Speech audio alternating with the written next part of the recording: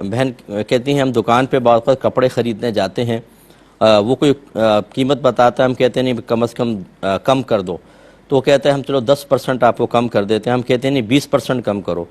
جب وہ مان جائے کہ چلو ٹھیک ہے تو کیا مزید ہم کم کروا سکتے ہیں کہ نہیں؟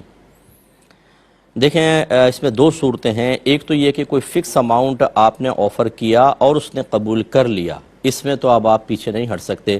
مثال کے طور پہ اس نے 100 روپے گز کہا، آپ نے کہا نہیں 80 روپے دو، اس نے کہا چلو ٹھیک ہے 80، تو یہ سودا ڈن ہو گیا ہے، اب آپ پیچھے نہیں ہٹ سکتے، اب اس میں کمی بیشی سامنے والے کی مرضی کے بغیر نہیں ہو سکتی۔ اب اگر وہ خود آفر کرے چلیں آپ نے 80 کا میں آپ کو 70 میں اور دے دیتا ہوں اور کم کر دیتا ہوں، ٹھیک ہے اس کی مرضی ہے،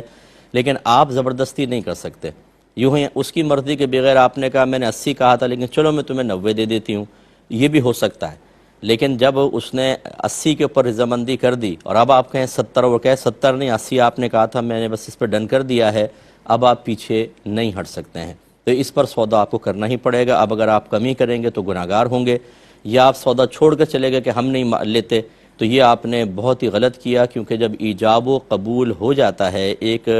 مخصوص ثمن کے اوپر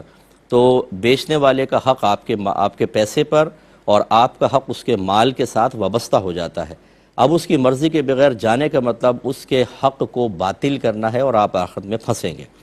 دوسری صورت یہ ہے کہ آپ نے کہا کہ بھئی اس نے 100 روپے کہا، آپ نے کہا نہیں تھوڑا کم کرو، اس نے کہا 90، آپ نے کہا نہیں اور کم کرو۔ یہ ہو سکتا ہے کہ اس کے بعد آپ کم، ایسے کوئی فکس اماؤنٹ تو نہیں کہا نا، ابھی آپ تو کم کرتے چلے جا رہے کہ نہیں اور کم کرو، اس نے 80 کہا، آپ نے کہا نہیں اور کم کرو، تو یہاں پر ایسا نہیں ہے کہ جب آپ نے 90 پہ کہا اور کم کرو، اس نے 80 کر دیا تو اب ڈن ہو جانا چاہیے، نہیں، ابھی بھی چونکہ فکس رقم نہیں ہے آپ کو اختیار ہوگا، اس سے بھی کم کی آفر آپ کر سکتے ہیں، لیکن جب فکس رقم پر آپ کر لیتے ہیں تو بس پھر جو وہی حکم ہے جو میں نے عرض کیا۔